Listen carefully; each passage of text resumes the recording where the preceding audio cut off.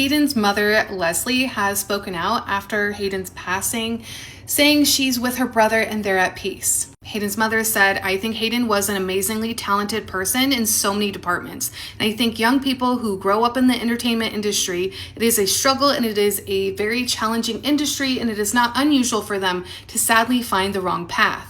She added, "I think it becomes very difficult to be true to yourself, and I think Hayden sadly lost her way, and I wish it were different. I wish she had stayed true to herself because she has had so many incredible attributes. I just feel she is with her brother and they're at peace." Now, while a lot of people are talking about Hayden's relationship with her mother, there are some other factors that you should also be considering, such as her own dad being arrested for domestic violence against her mother. The police were called on Hayden's father, Alan, and he was arrested for felony domestic violence. It says that there were visible signs of an injury on Leslie's face. Hayden's father got upset and struck her mother in the face 1 or 2 times on the left cheek, which caused some bruising. The domestic violence dispute erupted Sunday night after an evening of drinks and dinner. Now, a lot of you may not be familiar with ACEs, which is Adverse Childhood Experiences. And this questionnaire is given out at a lot of doctor's offices, whether pediatrician, eye doctor, OBs. Now we can look at some of these questions and already give Hayden an ACEs score. 1 for her parents being separated,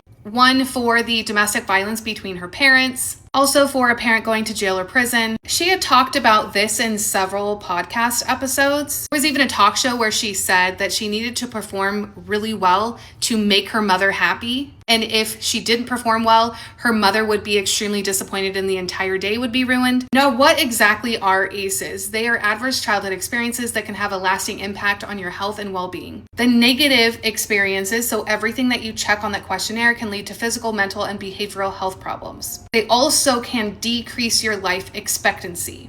Any child can experience this trauma, but certain factors raise the risk. And here's a list of people who are more likely to experience higher ACEs scores. So how does adverse childhood experiences impact adults? What they did between Kaiser Permanente and CDC was not only this questionnaire and studying childhood trauma, but how it impacted adults. It can create chronic conditions. It can interfere with opportunities like your career, education. It can also result in cancer. It can affect your heart and increase heart disease, which is really interesting that her brother passed away from a heart condition. It affects the way your cells divide and replicate, and can also decrease your overall life expectancy by 20 years. Those with higher ACEs score, so anything above a 4, are 12 times more likely to develop conditions including alcohol use disorder, substance abuse disorder, and depression.